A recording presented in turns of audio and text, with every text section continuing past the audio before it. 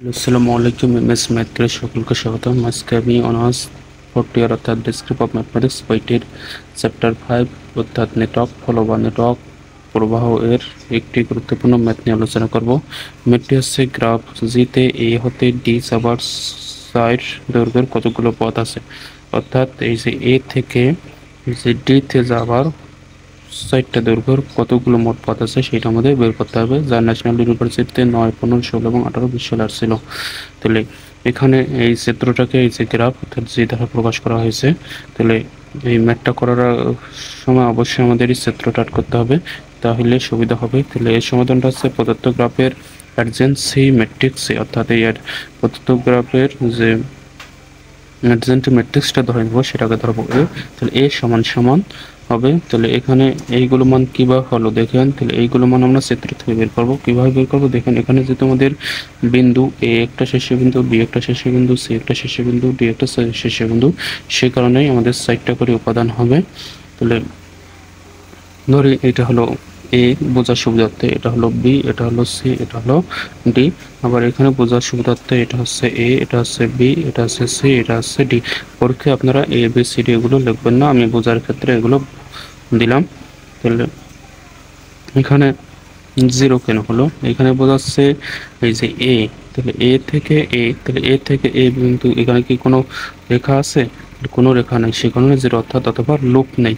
যদি লুপ থাকতো, যেমন এইরকম এইগুলো একটা করে লুপ, তাহলে যদি লুপ থাকতো, এরকম একটা লুপ থাকতো তখন হয়তো 1। আবার যদি এরকম দুইটা লুপ থাকতো, অর্থাৎ এই যে এখানে একটা লুপ, এখানে একটা লুপ, দুইটা লুপ, তখন 2 হইতো।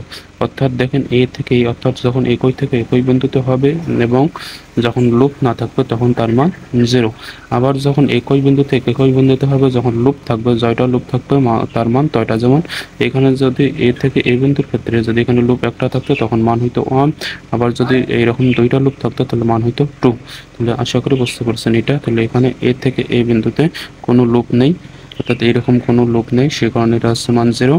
আবার এ থেকে বি বিন্দুতে দেখেন, এ থেকে বি বিন্দুতে একটি রেখায় গিয়েছে, সে কারণে 1। আবার এ থেকে সি বিন্দুতে, এ থেকে সি বিন্দুতে একটি মাত্র রেখা গিয়েছে, তার মান 1।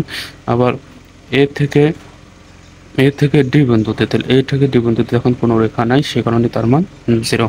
আবার এখানে আসি, তাহলে এখানে হলো বি, তাহলে বি থেকে কি এ বিন্দুতে, তাহলে বি থেকে এ বিন্দুতে একটি মাত্র রেখা গিয়েছে, যে বি থেকে এ বিন্দুতে একটি মাত্র রেখা গেছে, সে কারণে এর মান 1। আবার বি থেকে বি বিন্দুতে, অর্থাৎ বি থেকে বি বিন্দু, যেহেতু একই বিন্দু, তাহলে একই বিন্দুর ক্ষেত্রে দেখো লুপ আছে কিনা, যদি লুপ না থাকে তার মান 0, আর জয়টা লুপ থাকবে তার মান তয়টা। তাহলে যেহেতু এখানে কোনো লুপ নেই, সে কারণে এর মান 0। কারণ আমরা দেখবো একই বিন্দু যখন থাকবে, একই বিন্দু থেকে একই বিন্দু, সেক্ষেত্রে দেখবো লুপ আছে কিনা, যদি লুপ না থাকে তাহলে তার মান 0, আর যদি লুপ থাকে দেখবো কয়টা লুপ, যদি একটা লুপ থাকে একটা মান 1 হবে, মান 1 হবে, আর দুইটা লুপ থাকলে মান 2 হবে। আবার যদি তিনটা লুপ থাকে, এরকম একটা, দুইটা, তিনটা, তখন মান হবে 3। অর্থাৎ মেন কথা হচ্ছে যখন একই বিন্দু থেকে একই বিন্দু হবে, এই ক্ষেত্রে তখন ম্যাট্রিক্স বের করার ক্ষেত্রে তখন আমাদের দেখতে হবে লুপ আছে কিনা, যদি লুপ না থাকে তার মান 0, আর লুপ থাকলে, অর্থাৎ যেটা লুপ থাকবে তয়টা, অর্থাৎ একটা লুপ থাকলে মান 1, দুইটা লুপ থাকলে মান 2, আবার তিনটা লুপ থাকলে, এরকম তিনটা লুপ থাকলে মান 3। আবার যদি 4টা লুপ থাকে এখানে তখন মান হবে 4। আশা করি বুঝতে পারছেন। মূল কথা হচ্ছে একই বিন্দু থেকে একই বিন্দুতে এডজেন্সি ম্যাট্রিক্সের মান হবে লুপ অনুযায়ী, অর্থাৎ লুপ যত থাকবে তার মান তত, আর যদি লুপ না থাকে তাহলে তার মান 0। তাহলে এখানে যেহেতু আমরা বি বিন্দু থেকে বি বিন্দু, অর্থাৎ একই বিন্দু থেকে একই বিন্দু করতেছি, তো সেক্ষেত্রে লুপ লক্ষ্য করবো। তাহলে যেহেতু এখানে লুপ নেই, সে কারণে মান 0। এবার বি বিন্দু থেকে সি বিন্দু, অর্থাৎ বি বিন্দু থেকে সি বিন্দু, তাহলে বি বিন্দু থেকে সি বিন্দুতে কোনো রেখা যায়নি এই ক্ষেত্রে, তো সে কারণে এর মান 0। আবার বি বিন্দু থেকে এখানে বি বিন্দু থেকে এবার ডি ডি বিন্দু, তাহলে বি বিন্দু থেকে ডি বিন্দুতে একটি মাত্র রেখা গেছে, এই কারণে মান 1। এরপর আসি সি, তাহলে সি বিন্দু থেকে এ বিন্দুতে, তখন সি বিন্দু থেকে এ বিন্দুতে একটি মাত্র রেখা গেছে, সে কারণে মান 1। আবার সি বিন্দু থেকে বি বিন্দুতে কোনো রেখা যায়নি, সে কারণে মান 0। আবার সি বিন্দু থেকে সি বিন্দুতে, অর্থাৎ একই বিন্দু থেকে একই বিন্দুতে লুপ যেহেতু নেই, সে কারণে মান 0। আবার সি বিন্দু থেকে ডি বিন্দুতে একটি মাত্র রেখা গেছে, সে কারণে মান 1। এবার আসি ডি বিন্দু থেকে এই বিন্দুতে, অর্থাৎ ডি বিন্দু থেকে এই বিন্দুতে কোনো রেখা যায়নি, সে কারণে মান 0। বা ডি বিন্দু থেকে বি বিন্দুতে একটি মাত্র রেখা গিয়েছে, সেই কোণের মান 1। এবার ডি বিন্দু থেকে সি বিন্দু, যে ডি বিন্দু থেকে সি বিন্দুতে একটি মাত্র রেখা গিয়েছে, সেই কোণের মান 1। এবং ডি বিন্দু থেকে ডি বিন্দুতে, যে ডি বিন্দু থেকে ডি বিন্দুতে যেহেতু একই বিন্দু থেকে একই বিন্দু, সে কারণে দেখব লুপ আছে কিনা, যেহেতু এখানে লুপ নেই সে কারণে এর মান 0। আর যদি লুপ থাকতো, অর্থাৎ একটা লুপ থাকলে মান হয়তো 1, দুইটা লুপ থাকলে মান হয়তো 2। অর্থাৎ লুপ কি হয়ে যায়, যে এইরকম চিহ্ন থাকে, এইগুলো হলো একটা করে লুপ। তাহলে যেহেতু এখানে ডি বিন্দু থেকে ডি বিন্দু এবং এখানে লুপ একই বিন্দু থেকে একই বিন্দু, অর্থাৎ আমরা জানি একই বিন্দু থেকে একই বিন্দু হলে সেখানে দেখবো লুপ আছে কিনা, যদি লুপ না থাকে তার মান 0। যেহেতু এখানে ডি বিন্দু থেকে ডি বিন্দু, এখানে কোনো লুপ নেই, সেখানে এর মান 0। তাহলে আশা করি এই চিত্র থেকে অ্যাডজেন্সি ম্যাট্রিক্সটা কীভাবে হলো বুঝতে পেরেছেন। এরপর আসি, আমাদের বলছে প্রশ্নে জি গ্রাফ জি, অর্থাৎ এইটাতে এ হতে ডি আবার সাইড দৈর্ঘ্যের কতগুলো পথ আছে। তাহলে যেহেতু আমাদের এই প্রশ্নে সাইড দৈর্ঘ্যের কতগুলো পথ আছে, তাই আমাদের এই ম্যাট্রিক্সটা এ টু দি পাওয়ার 4 এর মান বের করতে হবে। যদি এখানে বলতো 3 দৈর্ঘ্যের কতগুলো পথ আছে, তখন এ কিউব বের করতাম। যদি বলতো 2 দৈর্ঘ্যের কতগুলো পথ আছে, তখন এ স্কয়ার বের করতাম। তাহলে যেহেতু এখানে আমাদের 4 দৈর্ঘ্যের কতগুলো পথ আছে, সেখানেই আমরা এখানে এ টু দি পাওয়ার 4 এর মান বের করব। যদি এখানে বলতো এ টু দি পাওয়ার এখানে 5 দৈর্ঘ্যের কতগুলো পথ আছে, তখন এ টু দি পাওয়ার 5 এর মান বের করতাম। তাহলে যেহেতু আমাদের এখানে সাইড দৈর্ঘ্যের কতগুলো পথ আছে বলছে, সেই কারণে আমরা এ টু দি পাওয়ার 4 এর মান বের করব। তাহলে এ টু দি পাওয়ার 4 এর মান বের করার জন্য প্রথমে আমরা এ স্কয়ারের মান বের করব। তাহলে এ স্কয়ারকে আবার গুণ করলে এ টু দি পাওয়ার 4 এর মান পাবো। তাহলে আমরা প্রথমে এ স্কয়ারের মান বের করি। তাহলে এ স্কয়ারের মান বের করার জন্য তাহলে প্রথম অ্যানসেন্ট্রি ম্যাট্রিক্স যেটা পেলাম এ, তাহলে ওই এ স্কয়ার সমান লেখা যায় এ ইন্টু এ, অর্থাৎ এই মানটা বসাইলাম, ইন্টু হলো এই মানটা বসাইলাম। এবং এটাকে ম্যাট্রিক্স গুণ করব। ম্যাট্রিক্স গুণ কীভাবে করতে হয় আমরা এইচএসসি লেভেলে শিখে এসেছি, অথবা অনার্স ফার্স্ট ইয়ারের লিনিয়ার অ্যালজেব্রা আমরা ম্যাট্রিক্সের যোগ বিয়োগ গুণ শিখে এসেছি। আশা করি আপনাদের ম্যাট্রিক্সের গুণে কোনো সমস্যা হবে না। তাও আমি একটু ভেঙে বুঝিয়ে দিচ্ছি। এখন আসি ম্যাট্রিক্সের গুণ। তাহলে ম্যাট্রিক্সের গুণটা কীভাবে করতে হয় দেখেন। তাহলে এটা স্কয়ার সমান লেখা যায় এ ইন্টু এ, অর্থাৎ এই যে এই যে এর স্থলে এ এর মানটা বসালাম, আবার এই এর স্থলে এর মানটা বসালাম, অর্থাৎ এই দুইটা আমরা এখন ম্যাট্রিক্সের গুণ করবো। তাহলে ম্যাট্রিক্সের গুণ হচ্ছে এই প্রথম সারি দিয়ে প্রথম কলামকে গুণ, ওই প্রথম সারি দিয়ে দ্বিতীয় কলামকে গুণ, প্রথম সারি দিয়ে তৃতীয় কলামকে, প্রথম সারি দিয়ে চতুর্থ কলামকে। তো আবার অনুভাবে দ্বিতীয় সারিতে প্রথম কলামকে, দ্বিতীয় সারিতে দ্বিতীয় কলামকে, দ্বিতীয় সারিতে তৃতীয় কলামকে, দ্বিতীয় সারিতে চতুর্থ কলামকে, তখন দ্বিতীয় সারির মানগুলো পাবো। অনুভাবে তৃতীয় সারির ক্ষেত্রে ওই তৃতীয় সারি দিয়ে প্রথম কলামকে গুণ, তৃতীয় সারি দিয়ে দ্বিতীয় কলামকে গুণ, তৃতীয় সারি দিয়ে তৃতীয় কলামকে গুণ, তৃতীয় সারি দিয়ে চতুর্থ কলামকে গুণ করলে তৃতীয় সারির মান পাবো। অনুরূপভাবে চতুর্থ সারি দিয়ে এই সবগুলো কলামকে গুণ করলে ধারাবাহিকভাবে চতুর্থ সারির মান পাবো। তাহলে দেখুন গুণটা কীভাবে করেছে, এই যে শূন্যর সাথে শূন্য গুণ করে শূন্য, ওয়ানের সাথে ওয়ান, চলে এই শূন্যের সাথে শূন্য গুণ করতে হবে, শূন্যের সাথে শূন্য গুণ করতে হবে শূন্য। এরপর এই ওয়ানের সাথে করতে হবে ওয়ান, তাহলে ওয়ানের সাথে যদি ওয়ান গুণ করি তাহলে পাবো এখানে। এরপর ওয়ানের সাথে যদি ওয়ান গুণ করি, এখানে পাবো হচ্ছে এইখানে পাবো ওয়ান। এরপর এই ওয়ানের সাথে যদি ওয়ান গুণ করি এখানে পাবো ওয়ান। এখানে সংখ্যা হবে 4টা, আমি এখানে লিখছি 5টা, সেই কারণে তাহলে এটা কাটা যাবে। তাহলে এখানে হইতেছে এই যে শূন্যের সাথে শূন্য গুণ করলে শূন্য, তারপর 70 প্লাস এই ওয়ানের সাথে ওয়ান গুণ করলে ওয়ান, 70 প্লাস এই ওয়ানের সাথে ওয়ান গুণ করলে ওয়ান, 70 প্লাস এই শূন্যের সাথে শূন্য গুণ করলে শূন্য। অনুরূপভাবে এই প্রথম সারিতে দ্বিতীয় কলামকে গুণ, তাহলে শূন্য দিয়ে ওয়ানকে গুণ করলে শূন্য, 70 প্লাস ওয়ান দিয়ে শূন্য গুণ করলে শূন্য, 70 প্লাস ওয়ান দিয়ে শূন্য গুণ করলে শূন্য, 70 প্লাস শূন্য দিয়ে ওয়ানকে গুণ করলে শূন্য। অনুরূপভাবে প্রথম সারিতে তৃতীয় কলামকে গুণ, তাহলে শূন্য দিয়ে ওয়ানকে গুণ করলে শূন্য, ওয়ান দিয়ে শূন্যকে গুণ করলে শূন্য, 70 প্লাস ওয়ান দিয়ে শূন্য গুণ করলে শূন্য, 70 প্লাস শূন্য দিয়ে ওয়ানকে গুণ করলে শূন্য।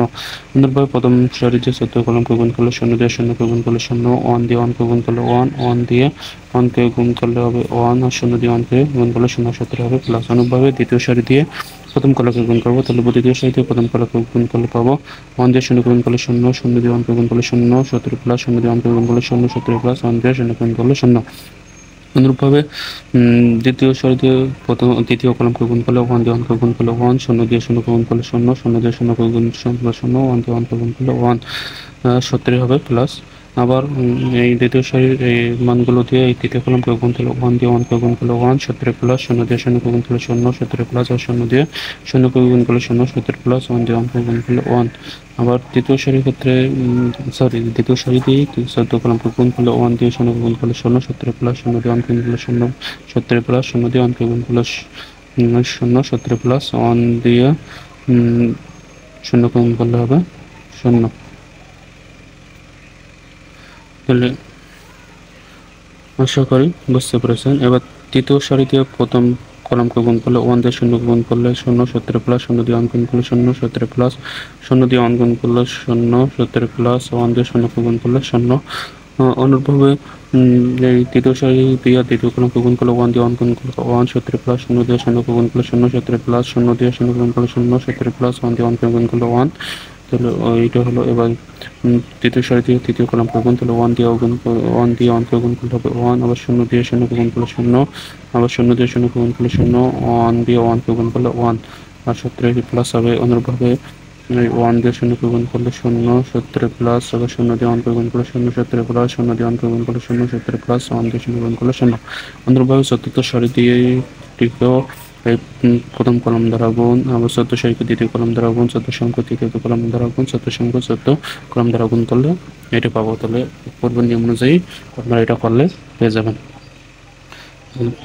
এরপর এটা যে যোগ করে পাবো 2, এটা যোগ করলে 0, এটা যোগ করলে 0, এটা যোগ করলে 2, আবার এটা যোগ করলে 0, এটা যোগ করলে 2, এটা যোগ করলে 2, এটা যোগ করলে 0, এখানে যোগ করলে পাবো 2, এখানে পাবো 0, এখানে যোগ করলে পাবো 0, এখানে যোগ করলে পাবো 2। তাহলে আমরা এই স্কয়ারের মান পেলাম এইটা। এবার a টু দি পাওয়ার 4 এর মান বের করবো। a টু দি পাওয়ার 4 এর মান একইভাবে তাহলে a square into a square করলে a টু দি পাওয়ার 4, তাহলে a স্কয়ার মান সামনে পেয়েছে এইটা, তাহলে a square into a square, তাহলে a স্কয়ার মান ইনটু a স্কয়ার মান, তাহলে এটাকে যদি ম্যাট্রিক্স গুণ করি এই আগের নিয়মে, অর্থাৎ এই প্রথম সারি দিয়ে প্রথম কলামকে গুণ করলে এটা পাবো, প্রথম সারি দিয়ে দ্বিতীয় কলামকে গুণ করলে এটা পাবো, প্রথম সারি দিয়ে তৃতীয় কলামকে গুণ করলে এটা পাবো, প্রথম সারি দিয়ে চতুর্থ কলামকে গুণ করলে এটা পাবো। অনুরূপভাবে দ্বিতীয় সারি দিয়ে প্রথম কলামকে গুণ করলে এটা পাবো, এটা পাবো। দ্বিতীয় সারিকে দ্বিতীয় কলাম দ্বারা গুণ করলে এটা পাবো, দ্বিতীয় সারি দিয়ে তৃতীয় কলামকে গুণ করলে এটা পাবো, দ্বিতীয় সারি দিয়ে চতুর্থ কলামকে গুণ করলে এটা পাবো। অনুরূপভাবে তৃতীয় সারি চতুর্থ সারি দিয়ে এই ধারাবাহিকভাবে গুণ করলে আমরা এই মানগুলো পাবো। অর্থাৎ একটু আগে যেখানে a ইন্টু a অর্থাৎ ম্যাট্রিক্সের গুণ করলাম, a ইন্টু a অর্থাৎ a স্কয়ার মান বের করলাম যেভাবে, সেই একই নিয়মে এই মান এই ম্যাট্রিক্সের গুণটা হবে। তাহলে এরপরে যদি আপনারা কোথাও না বোঝেন আমাকে কমেন্টে জানাবেন, আমি বোঝাই দেবো। আশা করি আপনাদের ম্যাট্রিক্সের গুণে সমস্যা হবে না, কারণ আমি একটু আগেই a ইন্টু a অর্থাৎ a স্কয়ারের মান বের করলাম ম্যাট্রিক্সের গুণ করে, অর্থাৎ ওই নিয়মেই এই একই গুণ হবে। তাহলে সেই গুণ করলে আমাদের দ্বারা এটাকে ক্যালকুলেশন যদি করি তাহলে পাবো এখানে 8, এখানে 0, এখানে 0, এখানে 8, এখানে 0, এখানে 8, এখানে 8, এখানে 0, আবার এটা ক্যালকুলেশন করলে 0, এটা ক্যালকুলেশন করলে 8, এটা যোগ করলে 8, এটা যোগ করলে 0, আবার এটা যোগ করলে 8, এটা যোগ করলে 0, এটা যোগ করলে 0, এটা যোগ করলে 8। এখন আমাদের যেটা মূল বিষয় সেটা হচ্ছে প্রশ্ন যে বলছে এ থেকে ডিতে যাওয়ার কয়টি পথ আছে। থেকে ডিতে যাওয়ার আমাদের 8টি পথ আছে। তাহলে এ থেকে ডিতে যাওয়ার পথ হবে 8টা। তাহলে এ থেকে ডিতে যাওয়ার পথ হলো 8টি পথ আছে। তাহলে পথগুলো হলো, তাহলে আমাদের চিত্রটা ছিল এইরকম ছিল চিত্রটা। তাহলে এখানে ছিল এ, এখানে ছিল বি, এখানে ছিল সি, এখানে ছিল ডি, আর এটা হলো যেটা গ্রাফ, অর্থাৎ যেটা গ্রাফ, অর্থাৎ গ্রাফটা ছিল আমাদের এইটা। তাহলে এটা এ বিন্দু, এটা বি বিন্দু, এটা সি বিন্দু, এটা ডি বিন্দু, অর্থাৎ এটা আমাদের চিত্রটা ছিল। এখান থেকে আমরা এইগুলো মান বের করবো, অর্থাৎ এইগুলো মান বের করার শর্টকাট টেকনিক হচ্ছে, দেখেন এই যে প্রথম দুইটার ক্ষেত্রে আমরা মনে থবো প্রথম দুইটার ক্ষেত্রে সি নেই, আর শেষের দুইটার ক্ষেত্রে মনে থবো বি নেই। তাহলে আমরা এই প্রথম দুইটা বের করার ক্ষেত্রে মনে হবে এখানে সি নেই, আর শেষের দুইটার ক্ষেত্রে মনে হবে এখানে বি নেই। তাহলে এখানে কি প্রথম দুইটার ক্ষেত্রে মনে হবে কাই নেই, সি নেই, আর এই শেষের দুইটার ক্ষেত্রে কি নেই, ডি নেই। তাহলে না সরি, তাহলে এখানে প্রথম দুইটার ক্ষেত্রে মনে হবে সি নেই, আর দ্বিতীয় শেষের দুইটার ক্ষেত্রে মনে হবে বি নেই। তাহলে এটা মনে থাকার উপায় হচ্ছে দেখেন, তাহলে এখানে যেহেতু আমাদের এ থেকে ডিতে যাওয়ার পদের কথা বলছে সেখানে সবগুলো অর্থাৎ 8টায় প্রথমে হবে এ আর শেষে হবে ডি। আর একটা কথা মনে রাখবেন, এই সবগুলো যে মানগুলো আছে মান হবে আমাদের 5টা। তাহলে আমাদের এখানে এ আর ডির কথা বলেই দিয়েছে, আর বাকি 3টা মান আমাদের টেকনিক আকারে বসাইতে হবে। তাহলে এখানে যেহেতু এ থেকে ডিতে যাওয়ার 5টি পথ রয়েছে বলছে, সেখানে আমাদের সবগুলোর এর ক্ষেত্রেই প্রথমে এ আর শেষে ডি হবে, আর সবগুলোতে মান হবে 5টা। তাহলে যেহেতু আমাদের সবগুলোতে মান হবে 5টা এবং সবগুলোতে প্রথমে এ এবং শেষে ডি হবে, তাহলে আর বাকি যে 3টি মানগুলো ওই মানগুলো টেকনিক আকারে বসাতে হবে। তাহলে এই টেকনিকটা আপনারা ফলো করতে পারেন, তাহলে আপনাদের মনে থাকবে সহজেই। তাহলে মনে রাখবেন, এই প্রথম 2টার ক্ষেত্রে সি নেই আর শেষের 2টার ক্ষেত্রে বি নেই, অর্থাৎ এই শেষের 2টাতে বি উপাদানটা নেই, অর্থাৎ বি শেষে বিন্দুটা নেই, আর প্রথম 2টার ক্ষেত্রে সি শেষে বিন্দুটা নেই। তাহলে যেহেতু না থাকে তাহলে এখন কীভাবে বের করবো? তাহলে আমরা জানি সবগুলোর ক্ষেত্রে প্রথমে তারপর শেষে ডি হয়, তাহলে 1 নম্বরের ক্ষেত্রে প্রথম এ শেষে ডি। আর যেহেতু এখানে সি বিন্দু নেই তাহলে সির হিসেব বাদ। তাহলে তারপর মনে রাখবো এখানে প্রথম 2টার ক্ষেত্রে দ্বিতীয় আর চতুর্থ উপাদানে বি হবে। তাহলে এই দ্বিতীয় উপাদান চতুর্থ উপাদানে হলো বি এবং দ্বিতীয় চতুর্থ উপাদানে বি। তার বাকি হলো তৃতীয় উপাদানটা, তাহলে তৃতীয় উপাদানে তাহলে আমাদের কি উপাদান কিন্তু 4টা, একটা এখানে উদ্দীপকে অর্থাৎ ক্ষেত্রে উপাদান হলো 4টি এ বি সি ডি। তাহলে এখানে এ বি সি ডি অর্থাৎ 4টি। তাহলে যেহেতু আমাদের সি নেই তাহলে অলরেডি সির হিসেব বাদ। তাহলে এখানে বি পাইলাম আর এ ডি তো আছে, তাহলে এখানে প্রথমে যেহেতু এ উপাদান এ দিয়ে শুরু, তাহলে এ উপাদান হলো, তারপর ডি উপাদান হলো। অনুরূপভাবে শেষের 2টার ক্ষেত্রে দেখেন এ ডি তো থাকবেই, তারপর এখানে দ্বিতীয় এবং চতুর্থে সি হবে 2টাতে, আর প্রথমে এ হবে আর তারপর ডি হবে। এইভাবে মনে রাখতে পারেন। এবার তৃতীয়টার ক্ষেত্রে তাহলে 3 নম্বরের ক্ষেত্রে এবং 4 নম্বরের ক্ষেত্রে এবং 5 এবং 6 নম্বরের ক্ষেত্রে এইগুলোর ক্ষেত্রে মনে রাখবেন এইগুলোতে সবগুলো উপাদানই হবে, অর্থাৎ এ বি সি ডি সবগুলোই হবে। তাহলে এখন এইটা মনে থাকার উপায় দেখেন, এই যে 3 নম্বরটার ক্ষেত্রে 3 এবং 4 নম্বরের ক্ষেত্রে মনে রাখবেন যেহেতু প্রশ্নে বলছে এ থেকে ডিতে যারা আছে তাই প্রথমে এ এবং শেষে ডি অলরেডি হবে। এরপর মনে রাখবেন দ্বিতীয় এবং চতুর্থে বি আর সি হবে এই 3 এবং 4 নম্বরের ক্ষেত্রে। তাহলে দ্বিতীয় এবং চতুর্থ বি এবং সি দিলাম। আর কি তারপর আমরা জানি প্রথম উপাদান প্রথমে হয় এ তারপর হলো ডি, কারণ আমরা জানি তৃতীয়টার ক্ষেত্রে প্রথমে এ তারপর ডি আছে। এই দেখেন সবগুলোতে প্রথম এই যে এখানে এ তারপর ডি, এখানে এ তারপর ডি, এখানে ও তারপর ডি। তাহলে অনুরূপভাবে এটাও একই নিয়ম, জাস্ট শুধু আগে লিখলাম বি আর সি, এবার হবে এখানে সি আর এখানে বি আর সব একই। তাহলে যেহেতু এখানে এ থেকে ডিতে পথ বের করতে গেছে তাহলে প্রথমে এ তারপর ডি হবে। এরপর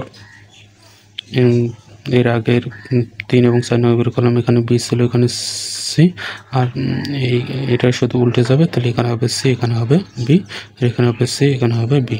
আর আমরা তো জানি 2টার সাথে তুলনা করলে তাহলে প্রথমে হয় এ তারপর হয় ডি, তাহলে এখানে হলো এ এখানে হলো ডি। আশা করি বুঝতে পারছেন আপনারা। এইভাবে মনে রাখতে পারেন, অর্থাৎ মনে রাখবেন প্রথম 2টার ক্ষেত্রে সি উপাদানটা নেই, শেষের 2টার ক্ষেত্রে বি উপাদান নেই, প্রথম 2টার ক্ষেত্রে দ্বিতীয় এবং চতুর্থ হবে বি, আবার শেষের 2টার ক্ষেত্রে দ্বিতীয় এবং চতুর্থ উপাদান হবে সি, আর তৃতীয় এবং চতুর্থ উপাদানের ক্ষেত্রে সবগুলো উপাদানই হবে। পঞ্চম এবং ষষ্ঠ নম্বরের ক্ষেত্রে সবগুলো উপাদানই হবে। জাস্ট শুধু মনে রাখবেন এই দ্বিতীয় এবং চতুর্থে নম্বরে বি এবং সি হবে তৃতীয় চতুর্থ নম্বরের ক্ষেত্রে, আর সবসময় তো এখানে এ আর ডি সবগুলোতেই আছে। আর এই 5 ও 6 নম্বরের ক্ষেত্রে মনে রাখবেন এখানে অর্থাৎ স্থান বিনিময় হবে, অর্থাৎ বির স্থলে সি হবে আর সির স্থলে বি হবে, আর এখানে যা আছে সবগুলোই ঠিক থাকবে। এভাবে আপনারা মনে রাখতে পারেন। তাহলে আশা করি সবাই বুঝতে পারছেন। এরপরে যদি কারো কোথাও বুঝতে সমস্যা হয় আমাকে কমেন্টে জানাবেন, আমি বোঝাই দেওয়ার চেষ্টা করব। এইগুলো কিন্তু মুখস্থ রাখতে হবে, এইগুলো আমাদের মুখস্থ রাখতে হবে। তাহলে মুখস্থ আপনারা যেভাবে পারেন সেভাবে মনে রাখতে পারেন, কিন্তু আমি আপনাদের একটু সহজ নিয়ম বলে দিলাম, এভাবে আপনারা তাড়াতাড়ি মুখস্থ করতে পারেন যেভাবে আমি আপনাদের বোঝাই দিলাম। এ পর্যন্তই।